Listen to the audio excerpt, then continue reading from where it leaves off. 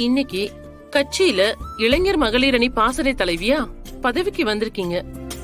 இத பத்தி நீங்க என்ன நினைக்கிறீங்க?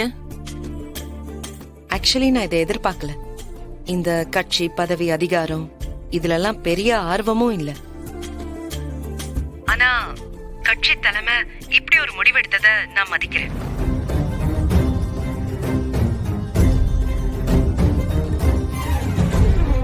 இந்த பதவி கிடைக்க எனக்கு காரணமா இருந்த கட்சி நிர்வாகிகளுக்கும் என் மாமனாருக்கும் என் கணவருக்கும் என்னோட நன்றியை நான் தெரிவிச்சுக்கிறேன். இந்த பதவியை வச்சு நீங்க என்ன செய்ய போறீங்க மேடம்? எதுக்கு பயன்படுத்துவீங்க? ஒரே நோக்கம், மக்களுக்கு சேவை. இது ஒரு நல்ல வாய்ப்பு. இது மூலமா நம்ம கட்சி நிர்வாகிகளுக்கும் பொதுமக்களுக்கும் என்னெல்லாம் சேவை செய்ய முடியுமோ அதெல்லாம் நான் செய்வேன். அப்ப எதிர்காலத்துல உங்களை அரசியல்ல ஒரு பெரிய பதவியில பாக்கலான்னு சொல்றீங்க? அது என் கையில இல்ல.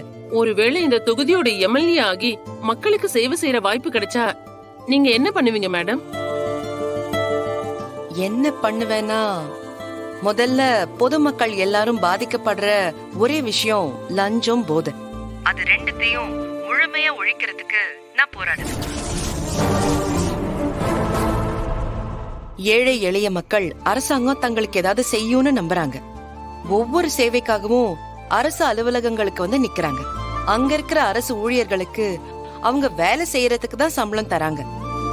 ஆனா ஒரு சாதாரண ரேஷன் கார்டுல ஆரம்பிச்சு பட்டா ரெஜிஸ்டர் பண்ற வரைக்கும் எல்லா இடத்துலயும் 5 ரூபாயில ஆரம்பிச்சு கோடி கணக்கு வரைக்கும் லஞ்சமா போயிட்டு இருக்கு.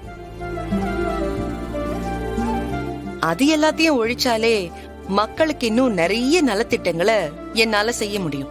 அதை எப்படி மேடம் நீங்க சரி செய்வீங்க? நினைச்சா முடியும். லஞ்சம் வாங்குறவங்க மேல சரியான நடவடிக்கை பாஞ்சா அடுத்து வாங்குறவங்களும் யோசிப்பாங்க. முக்கியமா அதிகாரத்துல இருக்கிற எம்எல்ஏ, எம்பி இவங்க எல்லாரும் லஞ்சத்துக்கு எதிரா இருந்தா அதிகாரிகளும் அத வாங்குறதுக்கு யோசிப்பாங்கல்ல.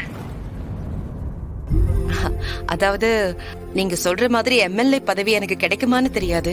ஆனா அப்படி ஒரு வாய்ப்பு எனக்கு வந்துச்சுன்னா நீங்க கண்டிப்பா மாற்றத்தை பாப்பீங்க. Thank you ma'am. Thank you. Thank you so much. Thank you. Okay ma'am.